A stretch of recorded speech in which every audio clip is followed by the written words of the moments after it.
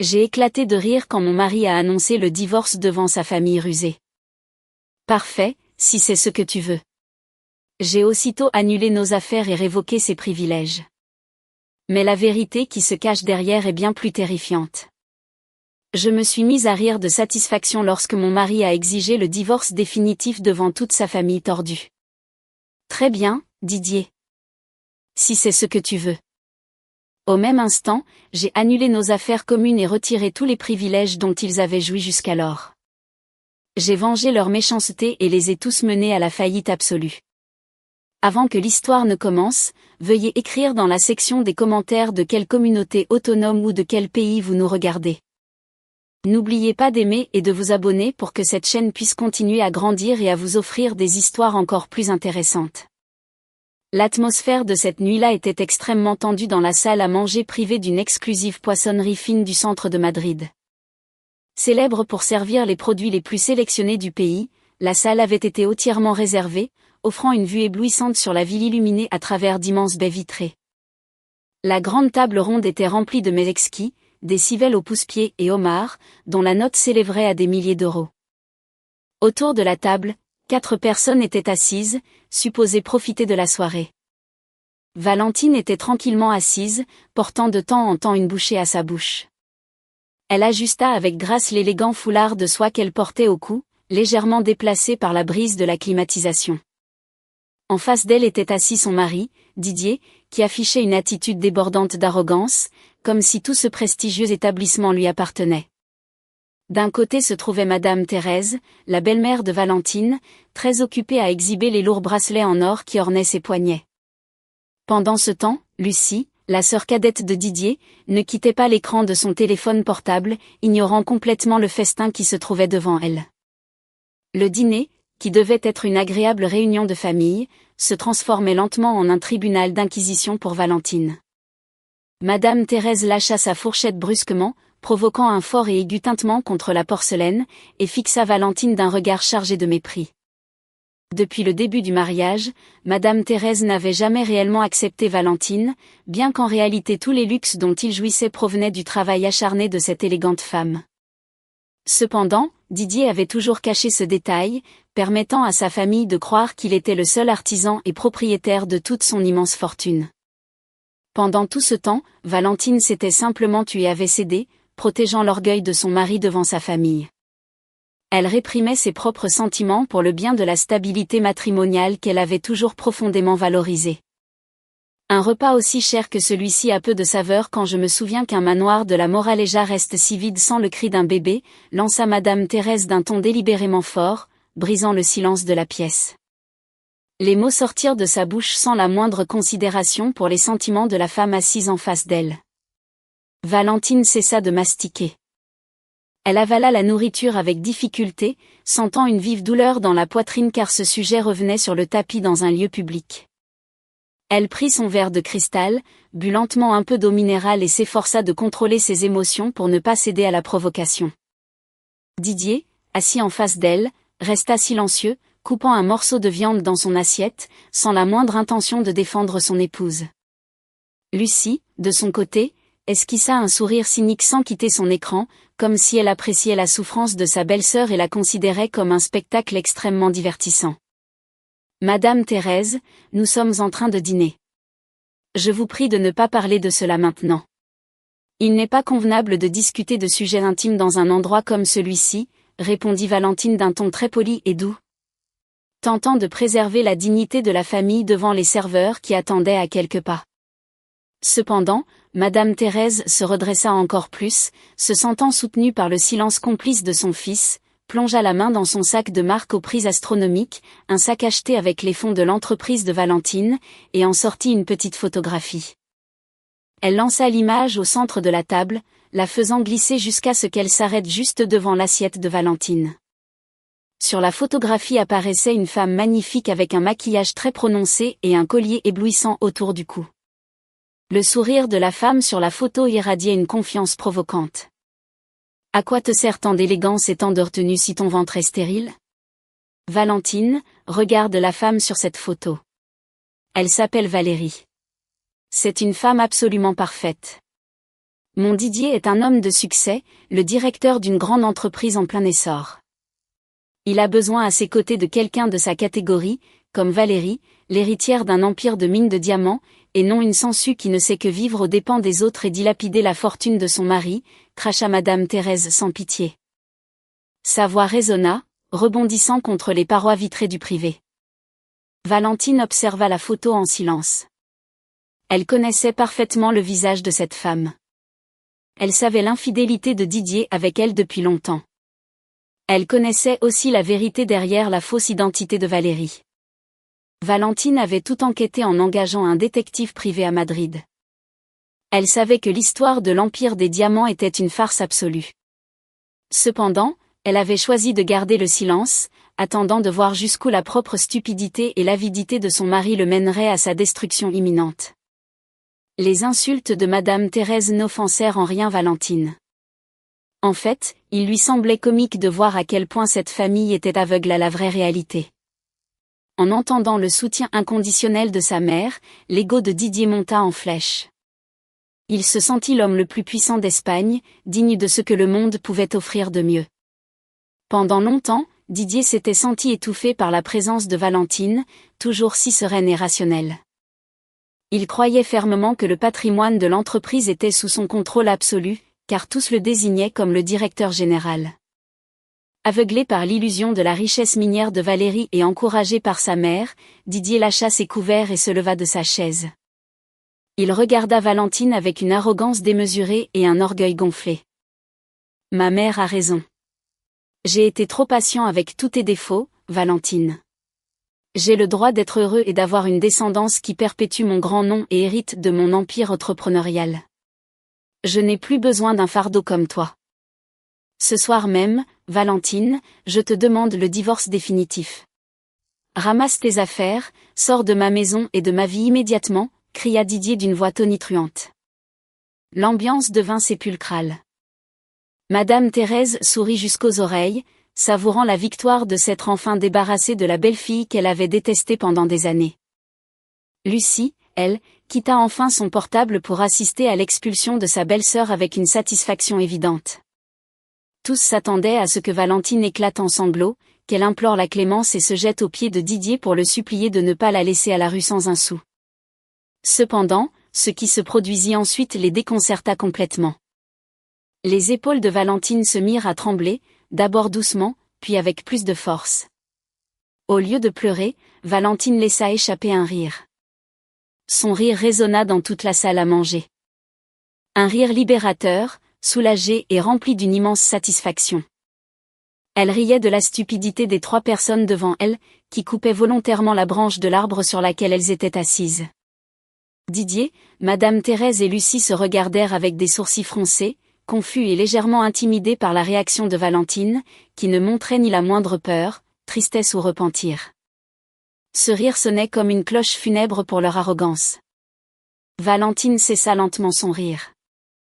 Elle se leva de sa chaise avec des mouvements extrêmement élégants et calculés. Elle fixa le visage de son futur ex-mari avec des yeux froids comme la glace, perçant directement l'engouement de cet homme. Il ne restait plus aucune trace d'amour, de chaleur ou de respect dans son regard. Il ne restait que la satisfaction de celle qui a tout le jeu en main et toutes les cartes gagnantes. « Très bien, Didier. Si c'est ce que tu veux, à partir de cette seconde, c'est terminé entre nous, » répondit Valentine d'une voix imperturbable, ferme et sans le moindre tremblement. Valentine ramassa son sac avec parcimonie tout en tournant le dos à la table chaotique. Elle sortit son téléphone et écrivit un bref message à son assistante personnelle. Le message était clair, concis et représentait une sentence irrévocable. Elle ordonna à son assistante d'annuler tous les privilèges, de geler toutes les cartes de crédit utilisées par Didier et de bloquer tout accès aux fonds pour toute la famille ce soir-là, sans exception. Une fois le message envoyé et lu, Valentine quitta la salle sans se retourner, laissant la famille de Didier avec la fausse illusion d'être les vainqueurs du malheur d'autrui. Après le départ de Valentine, Didier ajusta sa veste avec fierté. Il se sentait d'avoir agi héroïquement cette nuit-là. Madame Thérèse et Lucie ne cessaient de louer sa détermination tandis qu'elle faisait des plans pour leur nouvelle vie de luxe aux côtés de Valérie. Une fois satisfait de la célébration de la rupture, Didier appela le serveur pour demander l'addition. L'employé arriva avec un petit dossier en cuir contenant le détail du dîner, dont le montant s'élevait à des milliers d'euros. Avec un geste d'extrême arrogance, Didier sortit de son portefeuille une carte de crédit exclusive, réservée aux grandes fortunes, et la tendit au serveur sans daigner regarder le chiffre. Cependant, quelques minutes plus tard, le serveur revint accompagné du gérant du restaurant. Le visage du gérant dénotait du sérieux et avait perdu toute son amabilité précédente. Il déposa la carte de Didier sur la table d'un mouvement raide. « Je vous prie de m'excuser, monsieur Didier. Votre carte a été refusée par l'établissement bancaire. Nous l'avons passée plusieurs fois sur notre terminal, mais le système indique à plusieurs reprises que la carte a été bloquée et n'autorise aucune transaction, expliqua le gérant d'une voix ferme. Didier sursauta, les yeux grands ouverts d'incrédulité. Il sortit rapidement 3 autres cartes platine de différentes banques et les tendit. Cependant, le résultat fut identique. Peu après, le gérant revint et lui rendit toutes les cartes. Il l'informa que tout son système de paiement avait été annulé de façon permanente depuis la centrale. Le visage de Didier pâlit jusqu'à devenir blanc comme la craie. Madame Thérèse et Lucie échangèrent des regards paniqués. Aucune n'avait d'argent liquide pour couvrir une telle somme, car elle dépendait toujours du plastique de Didier. Incapable de régler la facture de milliers d'euros, Didier et sa famille furent retenus par la sécurité de l'établissement. Ils furent contraints d'attendre dans une étroite salle du personnel tandis que Didier, désespéré, appelait en douce plusieurs amis pour leur supplier un prêt rapide. Ils durent subir une humiliation écrasante devant les employés du restaurant, qui les regardaient avec une suspicion évidente et murmuraient entre eux, pulvérisant tout l'orgueil qu'ils avaient célébré quelques instants auparavant. Le soleil du matin illuminait une urbanisation exclusive de la Moraleja, filtrant à travers les larges fenêtres. Cependant, l'atmosphère à l'intérieur de l'un des manoirs de la zone était suffocante. Didier, Madame Thérèse et Lucie venaient d'arriver à l'aube après que Didier ait réussi, après de nombreux efforts et de fausses excuses, à ce qu'une vieille connaissance lui prête de l'argent pour payer la note du restaurant. Ils étaient épuisés physiquement et la honte de l'incident restait gravée dans leurs esprits. Ce qu'ils n'imaginaient pas, c'est que leur véritable cauchemar était sur le point de commencer ce matin radieux. Lucie, à peine levée, se préparait à retrouver ses amis dans un lieu à la mode du quartier de Salamanque. Elle se prépara méticuleusement. Elle se vaporisa d'un parfum très cher et prit son sac préféré, mais en ouvrant la porte principale, elle resta paralysée. Sur l'allée d'entrée, 3 ouvriers en uniforme se préparaient à remorquer la voiture de sport de luxe que Lucie conduisait toujours pour faire étalage. Le véhicule était déjà monté sur la grue et attaché avec des chaînes.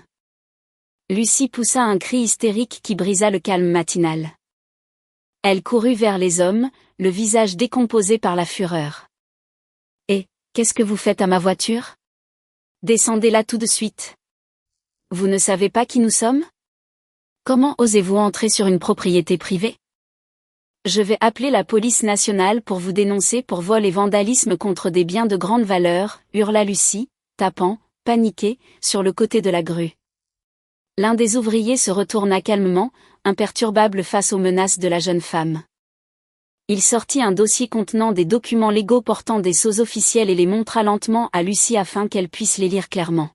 « Excusez-moi, mademoiselle, nous ne sommes pas des voleurs, nous sommes des représentants officiels de la société de location de véhicules de luxe.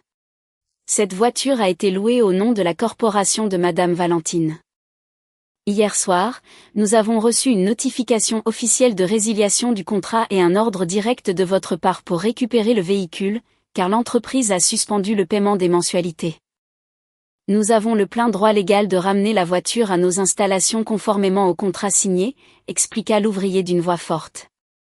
Lucie resta muette. Son visage, qui auparavant brûlait de colère, était maintenant rouge de honte.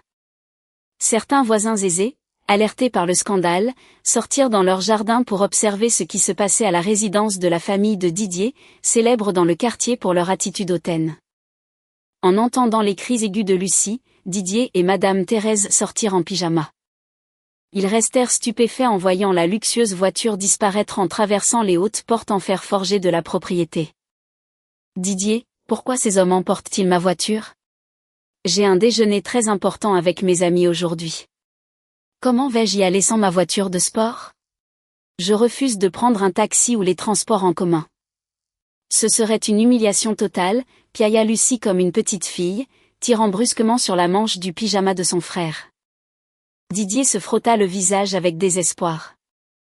Son esprit était encore sous le choc du désastre de la veille au restaurant et il faisait maintenant face à un nouveau désastre hors de son contrôle. Avant qu'il ne puisse calmer sa sœur, la porte latérale du garage s'ouvrit en grand. De là surgit un groupe de personnes qui laissa la famille glacée. C'était le chauffeur privé, le jardinier, les deux chefs en charge de leur repas quotidien et les employés de maison. Tous transportaient des valises et de grands sacs, prêts à quitter la propriété en toute hâte. Madame Thérèse ouvrit grand les yeux devant cette scène incompréhensible. Elle posa les mains sur ses hanches et courut bloquer le passage du personnel, le visage injecté de colère et l'arrogance typique d'une dame de la haute société. « Et, où croyez-vous aller à cette heure du matin? Qui vous a donné la permission de faire vos valises? La maison est sens dessus dessous et on ne nous a pas encore servi le petit déjeuner. Rentrez immédiatement. Laissez vos affaires et mettez-vous au travail tout de suite ou je vous déduirai votre salaire du mois entier jusqu'au dernier centime, cria Madame Thérèse d'une voix stridente et blessante. La gouvernante, une femme d'âge mûr qui avait l'habitude de baisser la tête, effrayée par Madame Thérèse, fit un pas en avant avec une bravoure renouvelée. Elle déposa les clés du manoir et la télécommande du portail sur la table du porche d'un geste très poli, mais qui irradiait une fermeté absolue. Il était évident qu'elle ne se souciait plus des menaces de son ancienne patronne, car elle savait qu'elle avait un soutien solide. « Pardonnez-nous, Madame Thérèse, mais nous ne travaillons plus dans cette maison. Hier soir, Madame Valentine nous a fait un virement, liquidant toutes nos indemnités de licenciement. En plus de toutes nos primes mensuelles, elle a également résilié légalement nos contrats avec l'agence. À partir de cette seconde, nous ne sommes plus des employés sous la responsabilité de cette maison. Avec votre permission, nous nous retirons, déclara la femme de manière claire et directe. Puis elle guida ses collègues pour qu'ils sortent en file indienne par la porte principale, laissant la famille de Didier pétrifiée dans le jardin, incapable de faire quoi que ce soit pour les arrêter. Madame Thérèse respirait difficilement. Elle fixa Didier d'un regard, la poitrine agitée par une fureur explosive. Elle ne pouvait supporter que son orgueil soit piétiné de la sorte devant le voisinage. Valentine, la femme élégante qu'elle avait toujours considérée comme faible, qu'elle traitait de sangsue et de profiteur, s'avérait avoir le contrôle absolu de tous les luxes dont il jouissait quotidiennement. La panique commença à s'infiltrer au plus profond de son être. Cependant, son ego enraciné était trop gigantesque pour accepter la défaite. « Didier, qu'est-ce que cette femme est en train de faire? Comment cette stérile ose-t-elle traiter notre famille de cette manière? Va à ton bureau tout de suite. Ne perds plus de temps. Tire des fonds corporatifs du compte principal pour écraser l'orgueil de ton ex-femme. Achète une nouvelle voiture à ta sœur au comptant ce midi même et engage le double du personnel de maison à l'agence la plus chère de Madrid. Prouve-lui que nous n'avons pas besoin de sa charité et que nous pouvons vivre 1000 fois mieux qu'elle, ordonna Madame Thérèse, furieuse, pointant du doigt la rue d'une main qui tremblait de façon incontrôlable. Didier serra les poings avec tant de force que ses jointures devinrent blanches. Il sentait que son autorité en tant que directeur général était piétinée. À grandes enjambées et le souffle court, il se rendit au garage pour chercher sa voiture personnelle, la seule qui lui restait, convaincu de l'avoir payée de son propre effort. Il démarra brusquement le moteur et se lança dans les rues de la capitale, à toute vitesse vers la succursale bancaire où étaient déposés les fonds de la corporation. Pendant le trajet, Didier ne cessait de murmurer et de maudire son ex-femme. Il se persuadait avec orgueil que cette énorme entreprise était le fruit exclusif de son travail acharné. Il se sentait le légitime propriétaire des millions d'euros qui reposaient en toute sécurité sur les comptes de l'entreprise. Arrivé à la majestueuse succursale bancaire au cœur du centre financier de Madrid, Didier entra avec son arrogance habituelle. Il ignora la file de clients et se dirigea directement vers le bureau du gestionnaire privé qui s'occupait des grands patrimoines. Il jeta son téléphone portable sur la table en verre, provoquant un grand bruit intentionnel, et remit les documents bancaires de l'entreprise ainsi que sa carte d'identité au gestionnaire. Je veux retirer 2 millions d'euros des fonds de l'entreprise pour des affaires urgentes aujourd'hui même. Préparez l'argent liquide immédiatement et transférez le reste sur mon compte personnel le plus tôt possible. Je suis pressé et j'ai beaucoup d'affaires cruciales à régler, exigea Didier d'un ton impératif et hautain. Le gestionnaire prit le carnet aimablement et commença à taper sur son ordinateur. Quelques secondes plus tard, il fronça les sourcils. Ses mains s'arrêtèrent. Il réintroduisit le numéro d'identité de Didier et regarda l'écran avec confusion et méfiance. L'employé leva les yeux vers Didier avec une expression d'extrême gêne. « Je vous prie de m'excuser, monsieur Didier, je dois consulter cette affaire avec le directeur de la succursale. Il y a une alerte dans le système qui nécessite une autorisation supérieure. Veuillez patienter un instant ici, dit le gestionnaire en se levant rapidement et en disparaissant dans un bureau fermé derrière les comptoirs. Didier claqua la langue d'agacement, sentant qu'on lui faisait perdre un temps précieux avec des procédures bancaires qu'il jugeait inefficaces. Peu après, la porte du bureau s'ouvrit. Le directeur de la succursale, un homme d'âge mûr, vint à sa rencontre. Ce qui laissa Didier stupéfait, c'est que le directeur était flanqué de 2 gardes de sécurité privés à l'air très sérieux. Le directeur déposa les documents bancaires devant Didier sur la table en verre sans même les ouvrir. Monsieur Didier. Hier soir, nous avons reçu des instructions directes et des actes notariés officiels ordonnant le blocage préventif de tous les comptes liés à cette corporation en raison d'un audit interne d'une extrême urgence. De plus, conformément aux actes du registre du commerce qui nous ont été remis, votre nom a été officiellement retiré du conseil d'administration et vous avez été démis de vos fonctions de direction, sans droit à indemnisation, expliqua le directeur de la banque d'une voix posée, mais qui exerçait une pression écrasante. Le monde de Didier commença à tourner. Ses yeux se dilatèrent en entendant les paroles de l'homme en face de lui. Il s'agrippa fermement au bord de la table en verre pour ne pas s'effondrer. Quelle stupidité racontez-vous? Cette entreprise est à moi. Je suis le directeur général légitime. Qui ose modifier le registre du commerce et geler les comptes sans mon autorisation expresse en tant que principal responsable, hurla Didier d'une voix tonitruante. Perdant complètement les pédales et attirant les regards de tous les clients et employés de la banque. Le directeur garda son sang-froid, sans se laisser intimider par la fureur de Didier. Il leva un bras et désigna la porte de sortie. La propriétaire unique du capital et détentrice de 100% des actions de la société est Madame Valentine, avec toutes les garanties légales. Elle a le droit absolu de vous destituer de toute fonction quand elle le jugera opportun sans nécessité de votre consentement. Je vous prie de quitter les lieux immédiatement, monsieur Didier. Vous n'avez plus aucune autorité sur ces comptes. Si vous refusez et continuez à troubler l'ordre, je serai contraint de demander à nos agents de sécurité de vous escorter hors du bâtiment par la force. Conclut le directeur avec fermeté et sans marge de négociation. Didier resta muet. Sa bouche était entr'ouverte, mais sa gorge n'émettait aucun son. Il sentait ses jambes comme de la gélatine, incapable de le soutenir.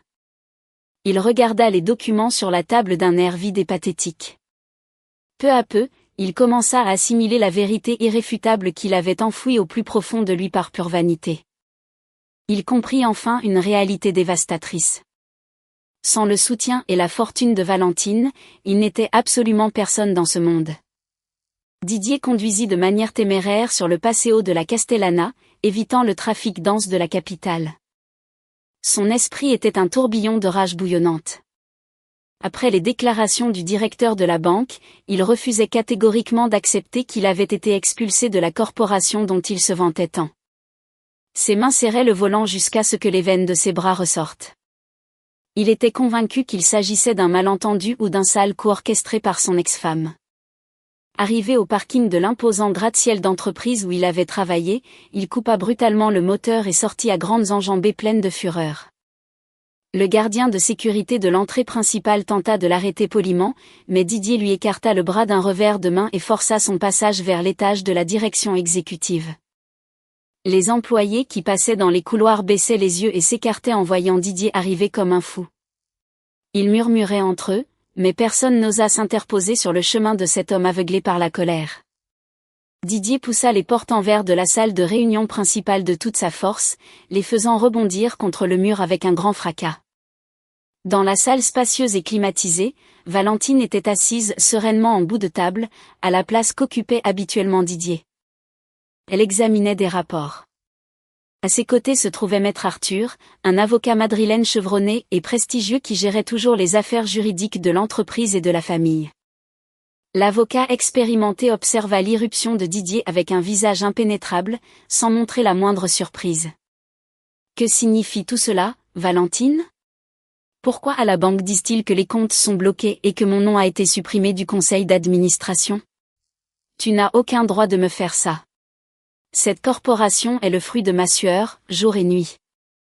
C'est moi qui ai bâti cet empire jusqu'à ce qu'il est aujourd'hui, cria Didier à plein poumon, haletant tout en essayant de contenir l'explosion de colère dans sa poitrine. Valentine ne répondit pas immédiatement. Elle posa lentement son stylo plume sur la table et fixa Didier d'un regard chargé de dédain. Il ne restait plus aucune trace des 12 yeux de l'épouse obéissante et soumise. Celle qui était assise en face de Didier était la véritable propriétaire de la corporation, une femme de fer qui avait caché sa véritable force pour protéger la fragile masculinité de son mari. Maître Arthur racla légèrement sa gorge pour briser la tension et glissa un épais dossier à couverture rouge vers le bord de la table afin que Didier puisse le voir. « Je vous prie de vous asseoir, monsieur Didier. Faire un spectacle ici ne changera aucune réalité juridique. Les documents que vous avez devant vous sont l'acte constitutif de la société, les justificatifs de l'apport du capital social initial et le registre des actions nominatives. Tout est légalement enregistré au nom de Madame Valentine bien avant que vous ne vous mariiez. Le capital investi pour acquérir cet immeuble, acheter les actifs et payer les salaires, appartient à 100% à elle, détailla Maître Arthur d'une voix grave, soulignant chaque mot. Didier s'approcha de la table en titubant. Il lut les paragraphes des documents, les yeux écarquillés. Le nom de Valentine figurait en gras comme propriétaire universel, tandis que le sien apparaissait simplement comme un cadre exécutif contractuel pour la gestion opérationnelle. Sa tête tournait. Il était vrai que Valentine ne s'impliquait jamais publiquement dans les opérations et lui laissait toujours le devant de la scène face à la presse économique et aux partenaires. Didier pensait que c'était parce qu'elle ignorait le monde des affaires, mais la réalité était que Valentine l'avait délibérément placé comme un directeur fantoche afin qu'il se sente un leader familial respecté. Tu n'étais qu'un employé salarié dans cet immeuble, Didier. Je t'ai donné le poste de direction le plus élevé pour que tu ne te sentes pas inférieur devant ta famille classiste. Cependant, la récompense que tu m'as donnée a été extraordinaire. Tu as permis à ta mère de m'insulter quotidiennement et tu as utilisé l'argent fruit de mes efforts pour financer tes aventures amoureuses, prononça Valentine d'un ton glacial. C'est un mensonge. Tu as falsifié tous ces papiers. Je te traînerai devant les tribunaux.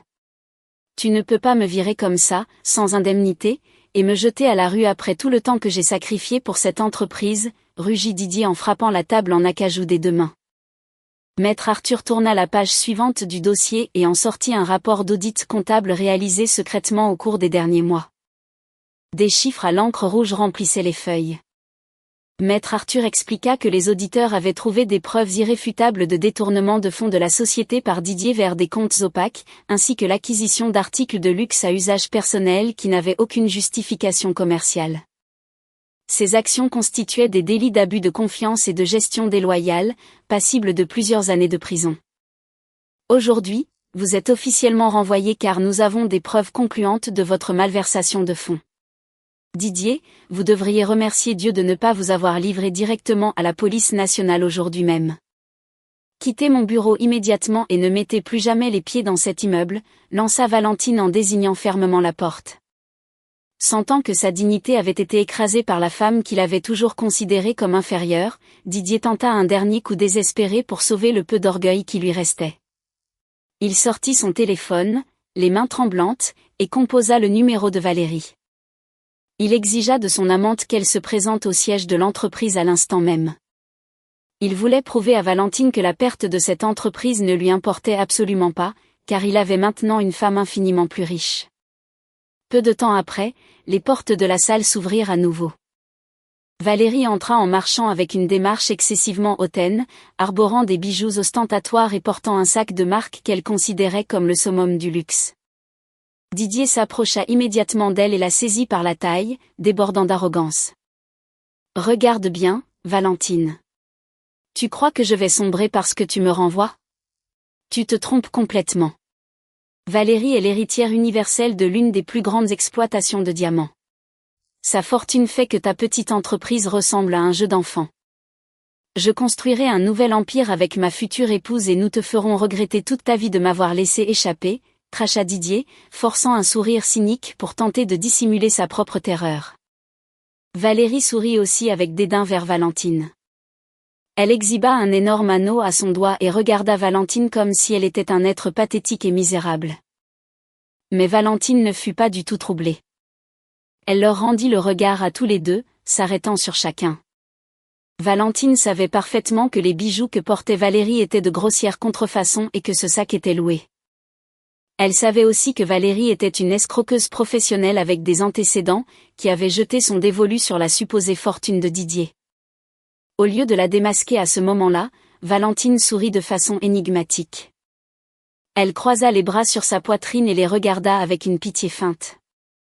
Vraiment, eh bien, dans ce cas, je vous adresse mes plus sincères félicitations à tous les deux. Vous pouvez aller construire votre majestueux empire commercial très loin d'ici. J'espère que vous profiterez de ce qu'il reste de cette farce, car la vérité est que vous formez un couple parfait, prononça Valentine avec un calme déconcertant. Bien que ces paroles cachaient une menace invisible, Didier renifla, agacé par ce commentaire, et tira le bras de Valérie pour sortir de la salle d'un pas arrogant. Il ne se rendait pas compte qu'il venait de marcher directement vers un piège mortel qu'il avait lui-même creusé. Sur le coup de midi le lendemain, la chaleur était accablante lorsqu'un véhicule officiel du tribunal de première instance se gara juste devant le portail du luxueux manoir où résidaient Madame Thérèse et Lucie.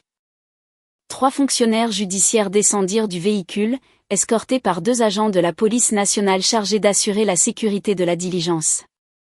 Ils se dirigèrent vers les hautes portes en fer et sonnèrent avec insistance, faisant résonner l'écho dans toute la propriété. À l'intérieur, Madame Thérèse se reposait dans le salon en regardant la télévision tandis que Lucie était allongée sur un canapé, s'ennuyant de ne pouvoir sortir nulle part après la saisie de sa voiture la veille. En entendant la sonnette retentir sans relâche, Madame Thérèse grogna de colère et se dirigea vers l'entrée pour voir qui osait interrompre son repos. En ouvrant, Madame Thérèse fut surprise de trouver les agents et fonctionnaires en uniforme sur son porche, l'air sévère. Le secrétaire judiciaire fit un pas en avant, s'identifia et sortit une ordonnance judiciaire signée par un magistrat. Le fonctionnaire lui expliqua que le motif de sa visite était d'exécuter un ordre d'expulsion immédiate de la maison et de la parcelle adjacente. Le document spécifiait que la propriété légale de l'immeuble appartenait exclusivement à Valentine, étant un bien propre acquis bien avant son mariage avec Didier. Valentine exigeait que les occupants sans titre libèrent la propriété ce même jour. « Qu'est-ce que vous croyez ? Vous vous êtes trompé d'adresse. C'est la maison de mon fils Didier. C'est un directeur général très prospère et cette maison a été achetée à la sueur de son front. Vous n'avez aucun droit de nous chasser de notre propre maison. Partez d'ici ou je vous dénoncerai tous pour intrusion et harcèlement, vociféra Madame Thérèse, le visage rouge de fureur. Les veines de son cou palpitaient de colère incontrôlable. Le secrétaire judiciaire garda son calme. Il tendit à Madame Thérèse une copie de la décision judiciaire pour qu'elle puisse vérifier par elle-même le titulaire enregistré figurant dans les actes. Cependant, Madame Thérèse saisit les feuilles, les déchira sans les regarder et jeta les débris sur le sol du porche. Lucie, entendant le scandale, sortit en courant. En voyant sa mère se disputer à grands cris avec les agents, elle se mit à hurler hystériquement et s'accrocha au bras de sa mère. Elle ne pouvait concevoir l'idée de vivre ailleurs que dans ce manoir dont elle se vantait tant auprès de ses amis. Madame Thérèse, se sentant acculée et victime d'une injustice, échafauda une idée perverse. Elle était convaincue d'être la victime de l'oppression de son ex-belle-fille. Les mains tremblantes de colère, elle sortit son portable, ouvrit un réseau social bien connu et appuya sur le bouton pour lancer une diffusion en direct. En quelques secondes, des centaines de ses abonnés, majoritairement des dames de la haute société madrilène et des membres de son club de campagne, commencèrent à se connecter. Madame Thérèse orienta la caméra vers les agents du tribunal, puis tourna l'objectif vers son propre visage. Elle commença à forcer les pleurs, versant des larmes de crocodile et se lamentant d'une voix déchirante pour apitoyer les spectateurs. « S'il vous plaît, regardez tout ce qui se passe. Regardez ce que fait Valentine, qui était ma belle-fille, elle jette sa propre belle-mère à la rue avec la police. C'est une femme diabolique. Comme mon fils lui a demandé le divorce parce qu'elle est incapable de lui donner des enfants, cette femme stérile se venge en nous volant notre maison. Il nous jette dehors comme des chiens. Où est ton humanité, Valentine ?» criait Madame Thérèse à la caméra de son portable. Elle feignait une voix rauque et tremblante, comme si elle était la plus grande martyre de la planète. Lucie se joignit à la pièce de théâtre, essuyant des larmes invisibles et posant sa tête sur l'épaule de sa mère pour ajouter du dramatisme au direct. Pendant les premières minutes, la vidéo attira la sympathie de nombreux utilisateurs. La section des commentaires se remplit de messages de soutien à Madame Thérèse et d'insultes brutales dirigées contre Valentine. Madame Thérèse souriait intérieurement en voyant que son plan se déroulait à la perfection. Elle sentait que la victoire était sienne et que la réputation de Valentine serait réduite en cendres publiquement. Mais la dame ignorait que depuis son bureau, Valentine observait paisiblement le direct sur son moniteur. Valentine n'était absolument pas surprise par la vilainie de son ex-belle-mère. Elle avait déjà prévu que Madame Thérèse utiliserait des tactiques aussi basses pour gagner l'opinion publique. Valentine fit un léger signe à son assistante personnelle. Quelques minutes après le début de la vidéo de Madame Thérèse, le compte d'entreprise officiel de Valentine publia 2 fichiers qui se viraliseront comme une traînée de poudre sur tous les réseaux sociaux. La première publication était un enregistrement clair des caméras de sécurité de l'intérieur du manoir, daté de plusieurs mois auparavant, où l'on voyait clairement Madame Thérèse s'introduire la nuit dans la chambre de Valentine pour dérober en cachette plusieurs parures de bijoux de très grande valeur dans le tiroir de la coiffeuse.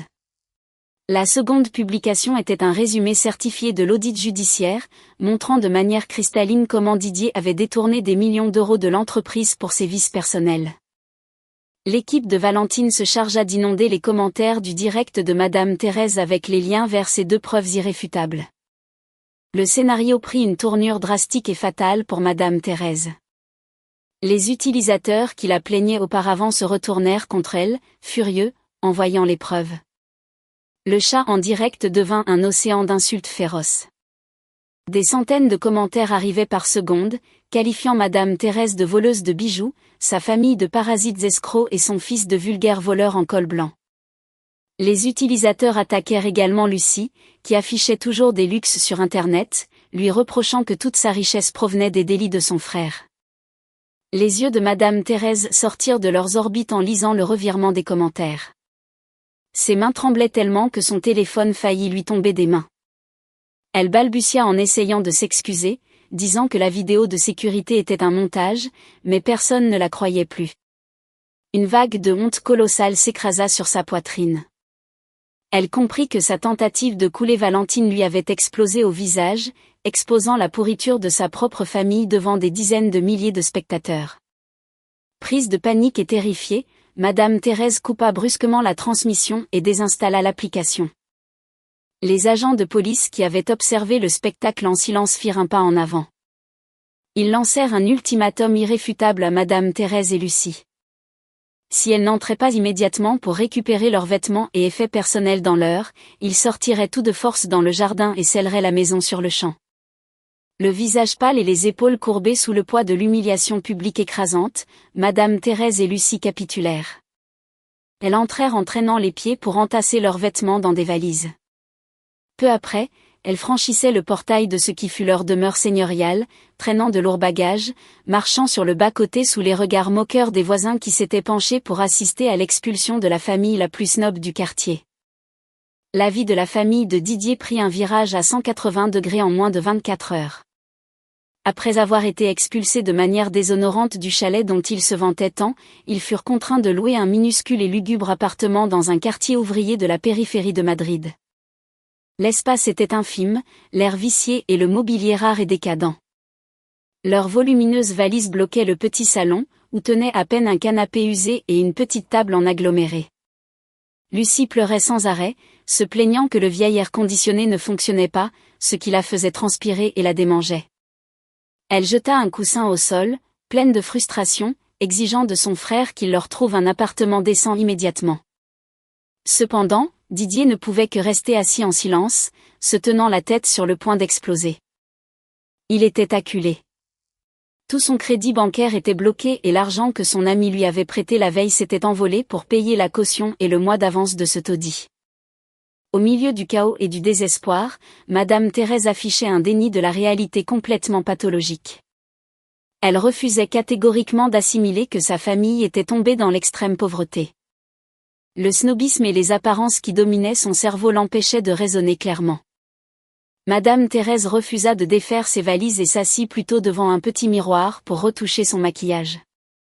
Elle était convaincue que cette misère n'était qu'un passage difficile en attendant que sa nouvelle belle-fille, Valérie, apparaisse avec sa fortune minière pour les sauver.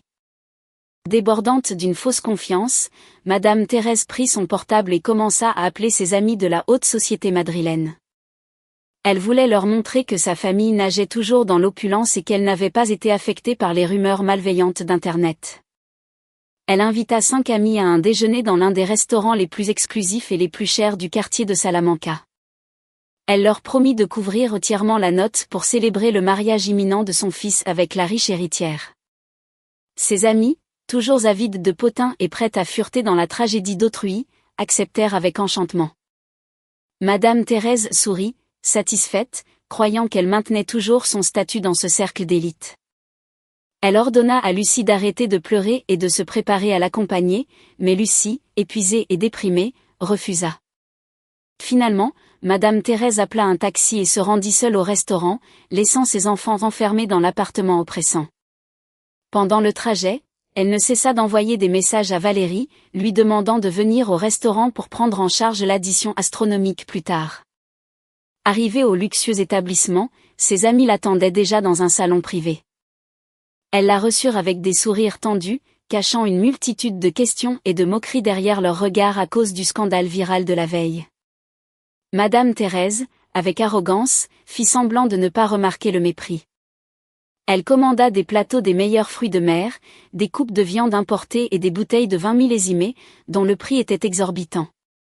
Elle parla d'une voix forte, tissant des mensonges sur les préparatifs fastueux du mariage de Didier avec l'héritière des diamants. Elle raconta l'immense fortune de Valérie et fulminait contre la bassesse de Valentine. L'horloge tournait, les plats arrivaient et disparaissaient. Les dames de la haute société commencèrent à chuchoter entre elles en regardant discrètement leur montre Cartier. Plus de 2 heures s'étaient écoulées et la prétendue riche Valérie ne donnait aucun signe de vie. Madame Thérèse commença à s'inquiéter. Une sueur froide perla sur son front, ruinant son maquillage. Elle sortit son portable de son sac encore et encore pour appeler Valérie, mais l'opérateur répétait toujours le même message, le téléphone mobile que vous appelez est éteint ou hors de portée. L'anxiété de Madame Thérèse atteignit son paroxysme lorsqu'une de ses amies lui demanda d'un ton mordant où était passée sa flamboyante et multimillionnaire belle-fille. Serveur, attendez un instant. Ma richissime future belle-fille est en route. Elle doit être coincée dans les embouteillages de la Castellana avec sa belle voiture. Apportez la carte des desserts pendant que nous l'attendons, balbutia Madame Thérèse, trempée de sueur froide pendant que le service débarrassait les plats. Finalement, les amis de Madame Thérèse perdirent patience, refusèrent les desserts et se levèrent à l'unisson. L'une d'elles la regarda avec un mélange de pitié et de profond dédain. Elles lui annoncèrent qu'elles avaient des rendez-vous plus importants que de continuer à écouter des fables ridicules. Sans même proposer de diviser la note de ce qu'elles avaient consommé, les 5 femmes aisées quittèrent la salle, laissant Madame Thérèse complètement seule et humiliée. Les clients des tables voisines commencèrent à fixer leurs yeux sur Madame Thérèse, qui tapait sur l'écran de son portable, les doigts tremblants, en état de choc. Peu après, le maître d'hôtel apparut, portant la redoutable facture. Le chiffre imprimé était colossal, l'équivalent du salaire d'une famille normale pendant plusieurs mois. Madame Thérèse ouvrit grand les yeux en voyant la somme. Elle esquissa un sourire figé et demanda qu'on lui accorde quelques minutes, car un membre de sa famille était sur le point d'arriver avec l'argent. Mais la direction du restaurant, qui avait déjà reconnu le visage de Madame Thérèse grâce à la vidéo virale controversée, ne lui laissa pas une seconde de répit. Ils lui interdirent catégoriquement de bouger de sa chaise tant que la dette ne serait pas réglée sur le champ. Ils allèrent jusqu'à menacer d'appeler la police nationale si elle tentait d'échapper au paiement. Soumise à une pression écrasante, Madame Thérèse finit par appeler Didier, en larmes hystériques, suppliant son fils de venir la sauver d'aller en prison. Dans l'appartement étouffant, Didier entendit les sanglots de sa mère, sentant sa poitrine s'affaisser. Il n'avait personne vers qui se tourner. Ses connaissances de la haute sphère des affaires ignoraient ces messages depuis que son licenciement pour détournement de fonds avait été divulgué. Désespéré, son regard se posa sur le sac de sa sœur, abandonné sur la table. Lucie dormait profondément dans la chambre. Abattu après tant de pleurs, une idée machiavélique et téméraire traversa l'esprit de Didier.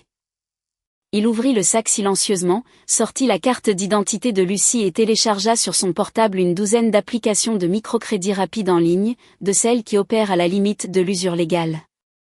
Il remplit les formulaires en utilisant l'identité de sa sœur, falsifia les signatures numériques et demanda le montant maximum dans chacune d'elles. Il se moqua des intérêts abusifs et des commissions de retard qui ruineraient l'historique de crédit et l'avenir de sa sœur. La seule chose qui lui importait était de sortir sa mère de cette situation légale difficile immédiatement. En moins d'une heure, le téléphone de Didier se remplit de notifications. Les prêts en ligne commencèrent à être versés sur son unique compte opérationnel comme un filet incessant. Didier se précipita vers le restaurant de luxe. Arrivé, il régla la facture honteuse la tête baissée. Madame Thérèse le serra dans ses bras en pleurant, mais de ses lèvres ne sortit pas la moindre excuse. Ils marchèrent de retour vers l'arrêt de métro, vaincus et humiliés. Didier sentait un nœud dans la gorge provoqué par la culpabilité et la peur.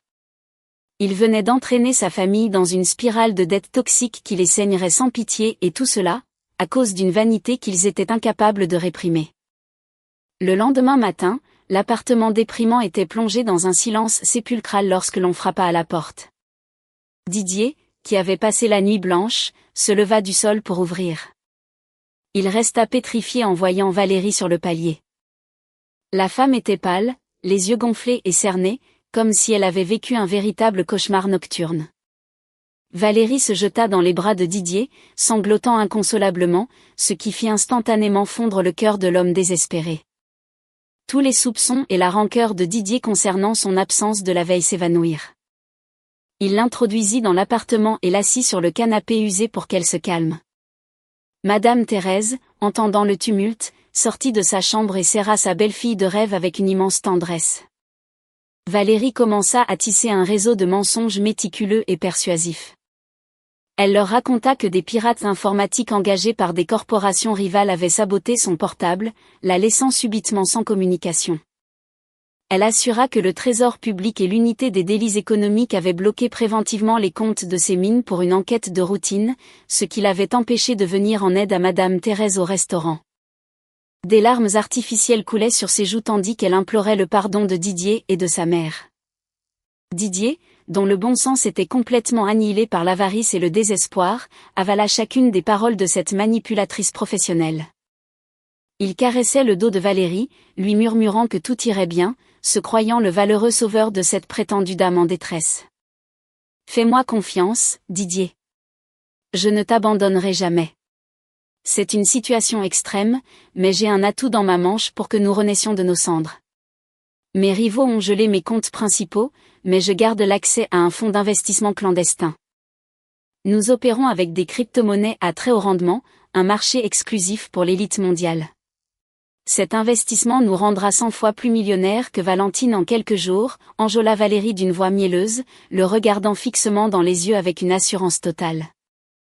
Valérie sortit un smartphone de dernière génération et lui montra plusieurs graphiques boursiers truqués qui affichaient une croissance exponentielle.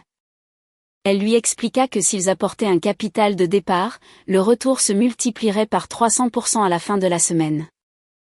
Valérie employait un jargon financier complexe que ni Didier ni Madame Thérèse ne comprenaient. Pour donner l'impression d'être un génie de la finance internationale, elle jura à Didier que c'était le seul moyen de se venger de Valentine et de récupérer le statut perdu. En entendant le nom de son ex-femme, la bile et la haine inondèrent de nouveau le cerveau de Didier. Son ambition aveugle éteignit toute alarme de bon sens. Sans hésiter une seconde, Didier rassembla tous les objets de valeur qui lui restaient, retira de son poignet sa montre suisse de luxe adorée et força sa mère à lui remettre les bijoux en or qui n'avaient pas été saisis par le tribunal. Il se rendit aux maisons d'achat-vente d'or et de prêts sur gage du centre pour tout liquider en espèces. De plus, il utilisa frauduleusement les données de sa sœur pour contracter encore plus de microcrédits usuraires en ligne et ainsi atteindre la somme que Valérie lui demandait. Après avoir amassé une liasse de billets gigantesques, Didier la remit à Valérie, la regardant les yeux brillants d'espoir. Valérie sourit en montrant les dents en saisissant l'argent, lui donna une étreinte chaleureuse et lui promit une merveilleuse surprise pour le jour de la distribution des dividendes, fixée à la fin de cette même semaine. Les jours s'étiraient agonisants pour la famille dans ce taudis. Ils survivaient avec de la nourriture bon marché de supermarché, rationnant chaque centime tout en barrant les jours du calendrier en attendant le week-end. Didier fantasmait à voix haute sur l'achat d'un gratte-ciel de bureau juste en face du siège de Valentine pour lui faire une concurrence déloyale et la ruiner complètement. Madame Thérèse notait dans un carnet les sacs de marque qu'elle allait acheter pour les exhiber devant ses fausses amies du club de campagne. Cependant, leurs délires de grandeur se désintégrèrent en 1000 morceaux le matin convenu pour l'encaissement. Dès l'aube, Didier appela Valérie de manière compulsive, mais la messagerie vocale se déclenchait encore et encore. Un pressentiment terrifiant s'empara de lui. Essayant de garder son calme, il prit sa voiture et se rendit à l'immeuble de luxe du centre où résidait Valérie, le même où ils avaient l'habitude de leur rencontre torride. Arrivé à la réception de l'ostentueux bloc d'appartements, il interrogea le concierge sur Valérie. L'employé fronça les sourcils et consulta le registre informatique. Sa réponse tomba comme un couperet sur la tête de Didier. Il l'informa que cet appartement était simplement un appartement touristique de location saisonnière, que la réservation de la demoiselle avait expiré 2 jours auparavant et qu'elle avait quitté l'immeuble à l'aube en emportant tous ses bagages. Une attaque de panique brutale paralysa Didier. Il manquait d'air et sa vue se brouillait. Il sortit en courant du hall et conduisit en dérapant vers le commissariat de la police nationale le plus proche pour déposer une plainte. Au commissariat, Didier expliqua en hâte et d'une voix brisée ce qui s'était passé à l'inspecteur de garde. L'agent, après avoir écouté les détails, se leva de sa chaise et demanda à Didier de l'accompagner dans un couloir intérieur des locaux de la police.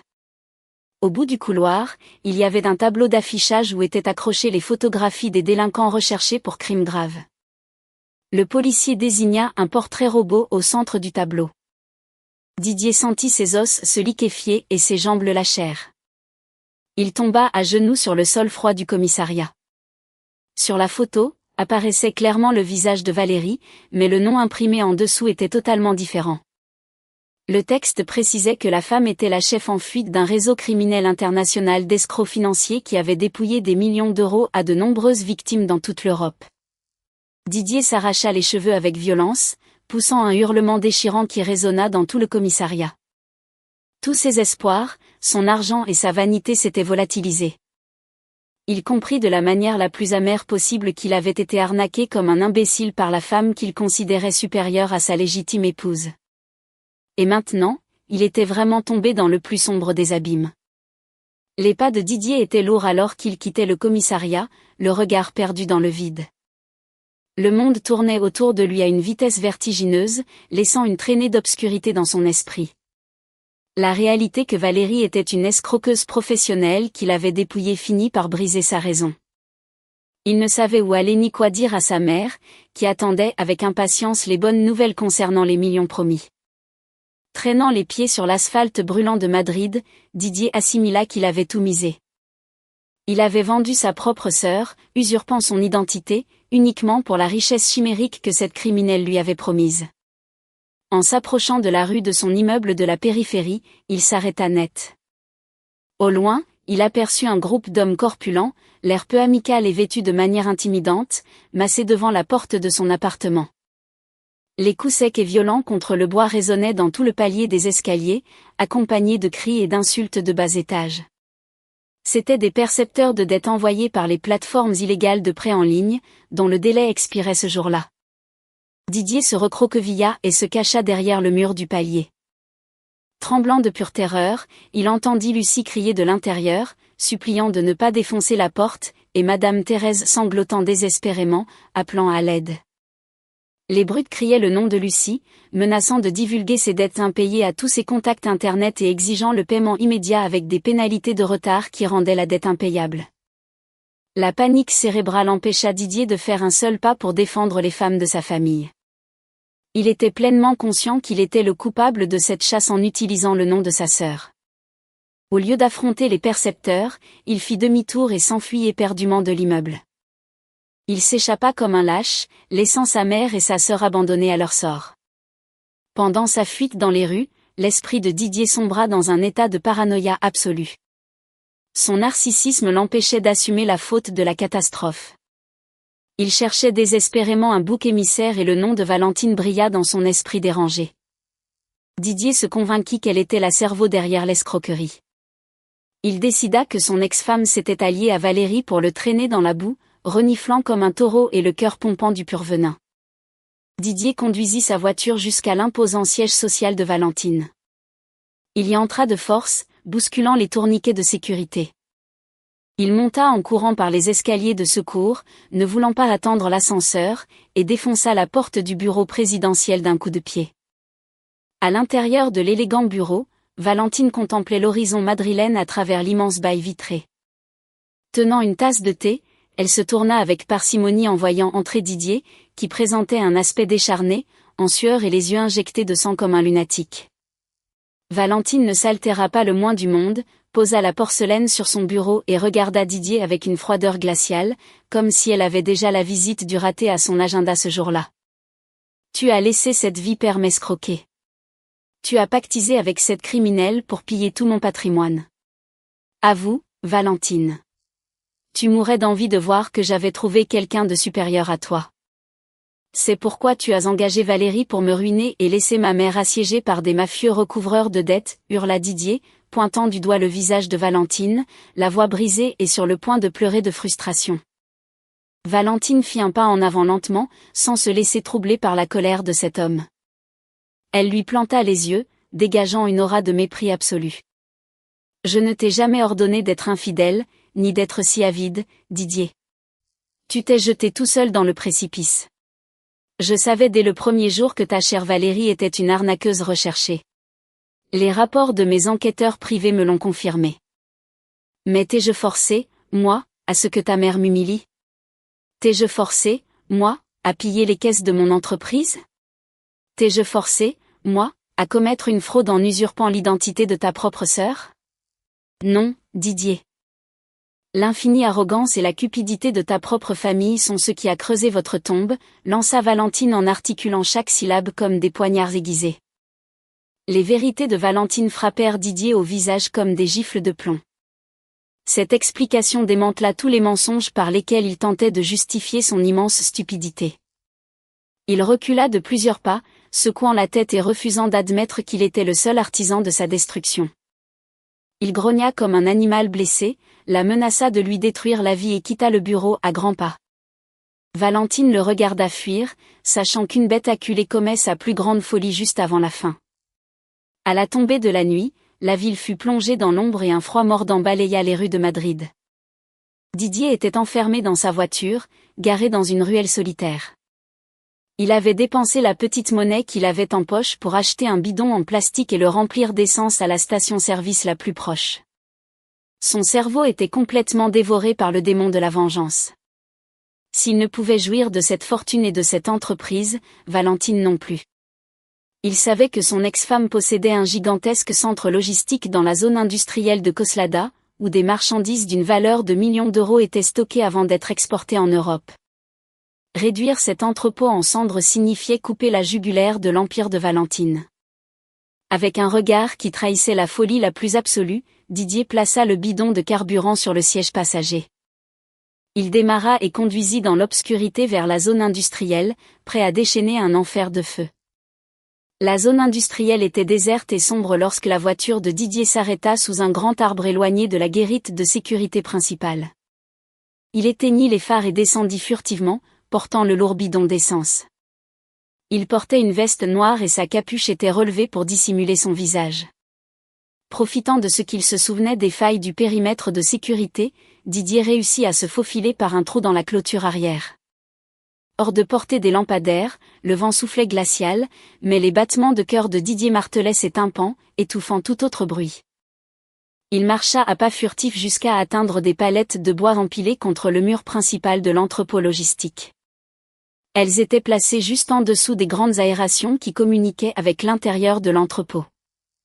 Didier dévissa le bouchon du bidon, les mains tremblantes. L'odeur suffocante d'essence inonda l'air instantanément tandis qu'il crachait des malédictions contre Valentine entre ses dents. Il commença à verser le liquide inflammable sur les bois, le laissant pénétrer par les fissures et s'écouler directement vers la base de ventilation du bâtiment. Il vida le récipient jusqu'à la dernière goutte pour s'assurer que l'incendie serait dévorant et calcinerait jusqu'aux fondations de l'empire de son ex-femme. Il jeta le bidon vide dans des buissons et sortit un briquet métallique de la poche de sa veste. Il sourit de façon perturbée dans la pénombre, imaginant le visage effrayé de Valentine en voyant son capital réduit en fumée le lendemain. Mais au millième de seconde exact où le pouce de Didier fit tourner la molette du briquet, créant une petite étincelle, une sirène de police stridente déchira le silence de la nuit. En un clin d'œil, des dizaines de projecteurs halogènes industriels du toit s'allumèrent d'un coup, aveuglant Didier d'une lumière intense. Il resta paralysé comme une statue. Le briquet glissa de ses doigts et tomba au sol sans allumer le combustible. Des ombres des conteneurs de fret surgirent plus d'une douzaine d'agents de la police nationale, armes au poing, encerclant Didier de toutes parts. L'homme n'avait pas d'échappatoire. Le choc lui paralysa les jambes. Depuis l'entrée principale de la clôture, maintenant grande ouverte, une luxueuse voiture noire s'approcha et se gara à quelques mètres de Didier. La porte arrière s'ouvrit et Valentine en descendit, imposante et sereine, escortée par l'avocat maître Arthur. Valentine observa la montagne de bois imbibée d'essence, puis détourna son regard vers son ex-mari, qui était déjà immobilisé face contre terre par deux policiers, qui lui tordaient les bras dans le dos pour le menotter. « Lâchez-moi, Valentine. Comment as-tu le culot d'emprisonner ton propre ex-mari ? » « J'ai fait ça parce que tu m'as d'abord ruiné la vie, » hurla Didier en se tordant comme un ver, essayant de se libérer de la prise ferme des policiers qui lui serraient les menottes en acier. Valentine le fixa du regard sans dire un seul mot pendant que les agents le poussaient dans la voiture de patrouille. Elle ne montra pas le moindre milligramme de compassion en voyant cet homme, qui fut un jour son mari, se traîner dans la boue en criant des sottises. Valentine avait deviné ses intentions depuis l'après-midi même, lui tendant une embuscade parfaite en coordination avec les autorités pour l'arrêter en flagrant délit.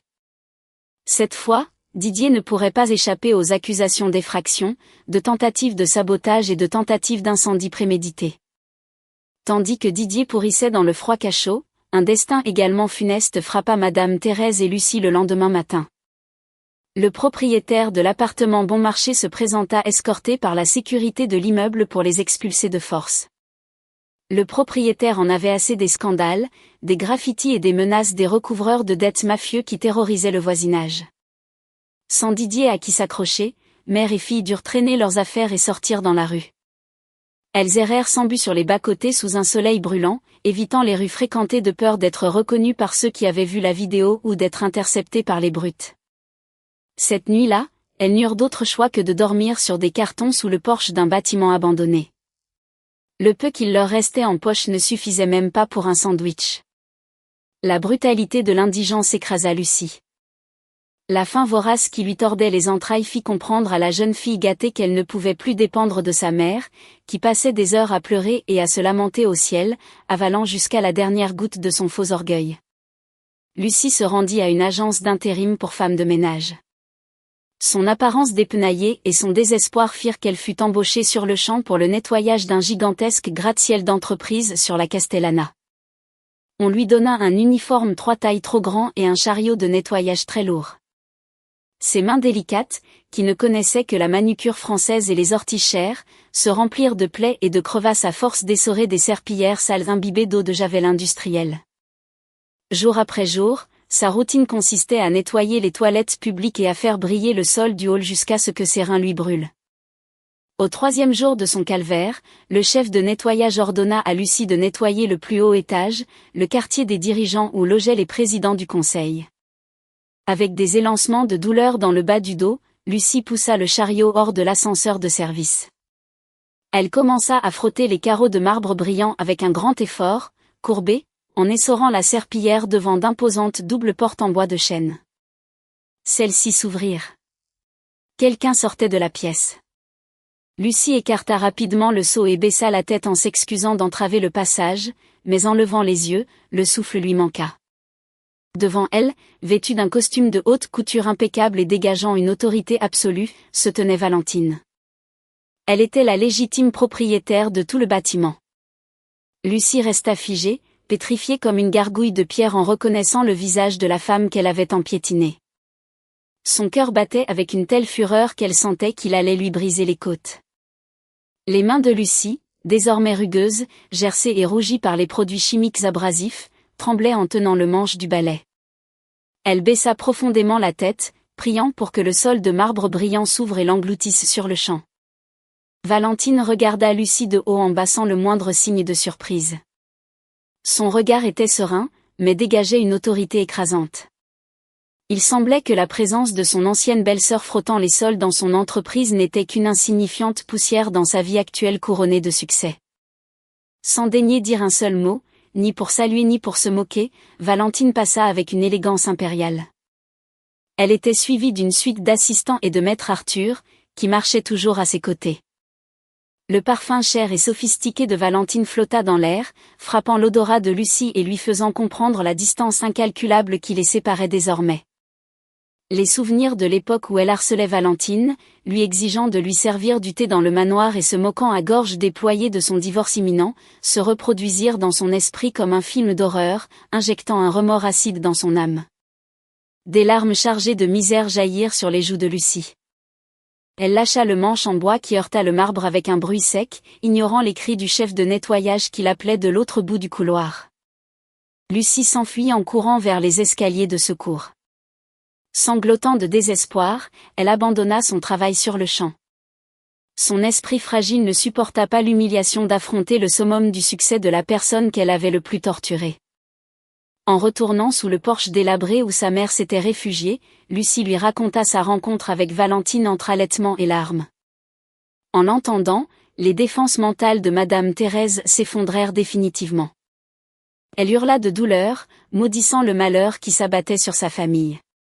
Le ciel gris du soir commença à déverser une violente tempête sur la ville, trempant chaque recoin. Les rafales de vent glacial faisaient pénétrer la pluie sous le porche, imbibant les vêtements usés des deux femmes. Le froid mordant qui pénétrait les os et l'agonie de la faim de plusieurs jours anéantirent toute trace de vanité qui habitait Madame Thérèse. Elle comprit avec amertume que la seule personne en Espagne, ayant le pouvoir économique et judiciaire de sortir Didier de prison et de les libérer des mafias de recouvrement de dettes, était Valentine. Rassemblant ses dernières forces, Madame Thérèse attrapa Lucie par le poignet et la tira. Elle la traîna sous la pluie torrentielle, marchant des kilomètres vers le gratte-ciel d'entreprise de Valentine. Elles trébuchèrent plusieurs fois, glissant sur les trottoirs gorgés d'eau. Les regards de dégoût des passants qui s'abritaient sous les auvents ne leur importaient plus.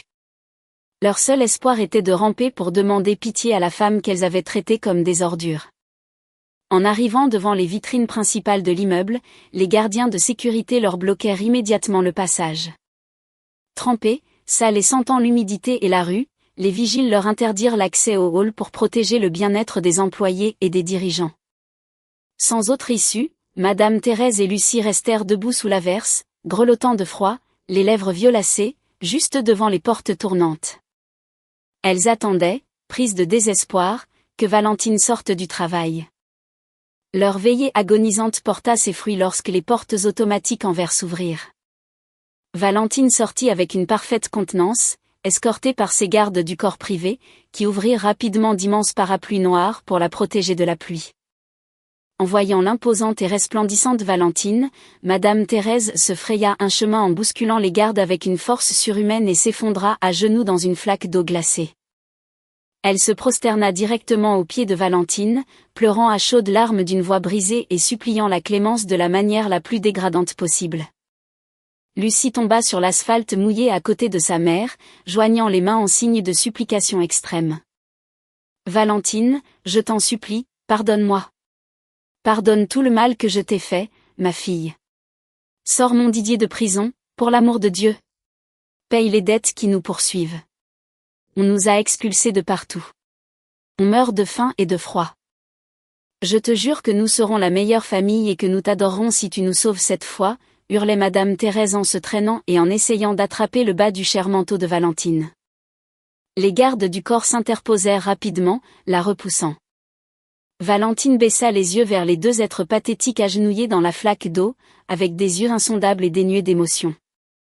Les larmes et les supplications à bon marché mêlées à la pluie madrilène ne la firent pas scier. Dans son esprit résonnaient les rires, les mépris et les insultes que ces mêmes lèvres, qui maintenant baisaient le sol qu'elle foulait, lui avaient crachés. Valentine leva subtilement un doigt vers maître Arthur, qui se tenait rigide derrière elle. Le juriste s'avança et lança à Madame Thérèse un épais dossier recouvert de plastique transparent pour le protéger de la pluie, lequel tomba avec un bruit sourd dans la flaque. En entendant l'impact du dossier, les yeux de Madame Thérèse brillèrent d'un espoir fiévreux. Elle était convaincue qu'à l'intérieur elle trouverait un écrit du procureur retirant les charges contre Didier, ainsi qu'un chèque bancaire salvateur qui mettrait fin à toutes ses misères. Les mains tremblantes d'hypothermie et d'euphorie, elle déchira maladroitement l'emballage plastique. Cependant, le paradis rêvé par Madame Thérèse vola en éclats lorsque ses yeux se posèrent sur les lettres en gras du premier document officiel. Ce n'était pas un accord de clémence pénale, c'était la notification du tribunal admettant la recevabilité d'une plainte civile déposée par la corporation de Valentine. Le long document détaillait l'exigence de réparation économique totale pour les millions d'euros détournés par Didier. Il incluait l'ordonnance du juge décrétant la saisie préventive de tous les biens familiaux, présents et futurs. Sur la deuxième page était jointe la mention préventive de saisie d'une maison rustique et de vastes terres agricoles dans un village de Tolède, dont la propriété exclusive revenait à Madame Thérèse. Ces terres, dans son village natal, étaient le dernier refuge secret que Madame Thérèse avait jalousement caché, son refuge d'urgence en cas de malheur dans la capitale. Mais maintenant, l'implacable machine judiciaire avait légalement saisi cette dernière tranchée pour couvrir une fraction minuscule du gouffre financier provoqué par son fils. Le cœur de Madame Thérèse sembla se paralyser en réalisant qu'elle avait maintenant absolument tout perdu. Jusqu'au dernier lopin de terre où tombée morte lui avait été arraché légalement. Pensiez-vous vraiment que quelques larmes de crocodile allaient effacer le passé? C'est le prix que vous allez payer au centuple pour chaque goutte de venin que vous avez déversé sur moi. Vous avez été les seuls architectes de votre propre misère, déclara Valentine d'un ton glacial, tranchant et mortel, dont la fermeté parvint à surmonter le fracas de la tempête. Après avoir prononcé cette sentence finale, Valentine fit demi-tour et monta dans la voiture officielle avec une tranquillité absolue. Derrière elle, Madame Thérèse poussa un hurlement guttural avant de s'effondrer inconsciente dans la boue et les flaques de la rue. Lucie ne put que serrer le corps trempé de sa mère, pleurant, terrifiée, incapable de lutter contre son funeste destin. Le temps avançait inexorablement, faisant tourner la roue de la justice pour broyer les délits passés. Le processus pénal de Didier devant l'audience provinciale fut résolu à la vitesse de l'éclair, sans accroc procédural, grâce à la solidité écrasante des preuves d'experts des comptes et des enregistrements de sécurité fournis par l'implacable cabinet de maître Arthur. Dans la salle d'audience aseptisée et glaciale, Didier ne put que baisser la tête pendant que le magistrat lisait le jugement définitif de condamnation. Il fut condamné à une longue peine de prison ferme pour les graves délits de gestion déloyale continue, falsification de documents pour la contraction de crédit à des tiers et tentative d'incendie avec circonstances aggravantes de préméditation.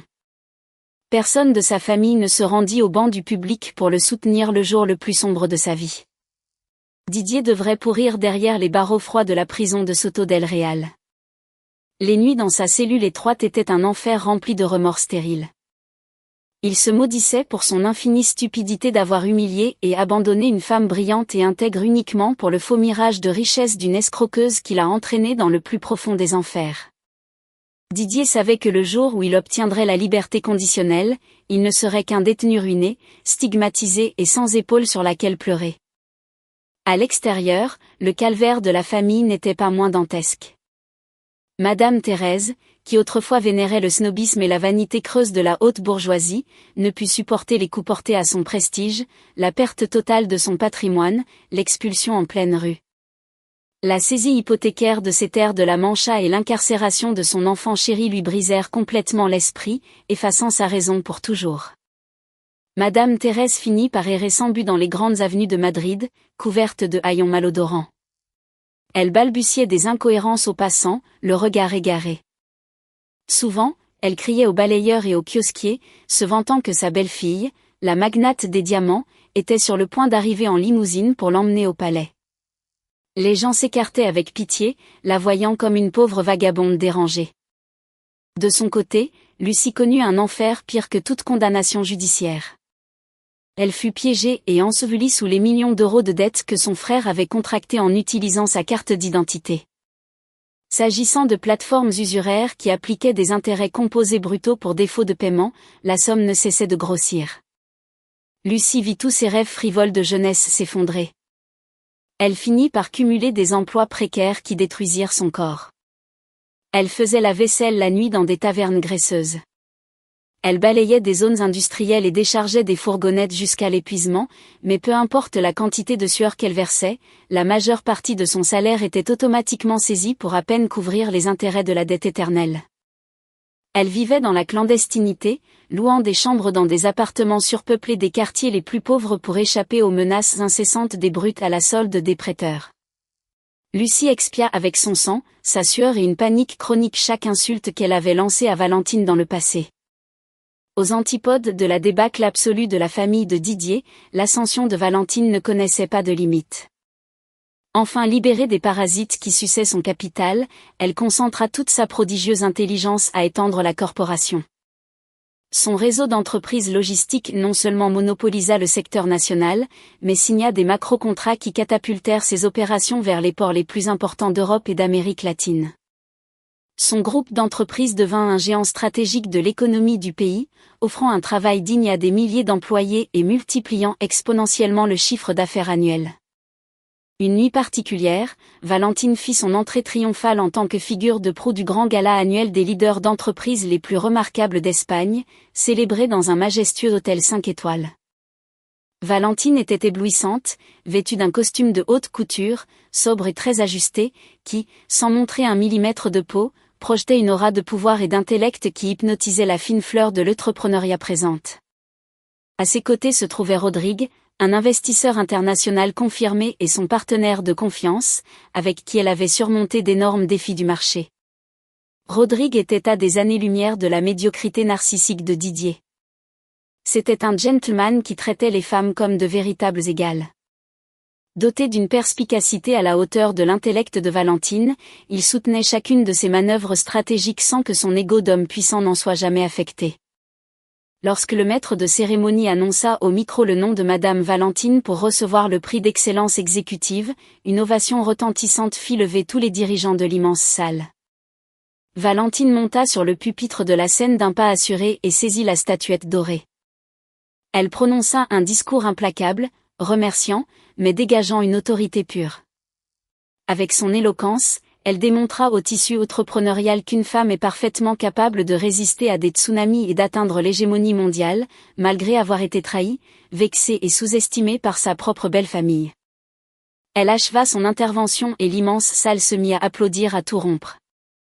En descendant les marches et en retournant à la table présidentielle, Rodrigue s'approcha de son oreille, la fixa d'un regard profond et lui offrit un sourire franc, empli d'une admiration incalculable. Vous êtes une femme forgée dans le titane, Valentine. Le triomphe de ce soir porte exclusivement votre signature.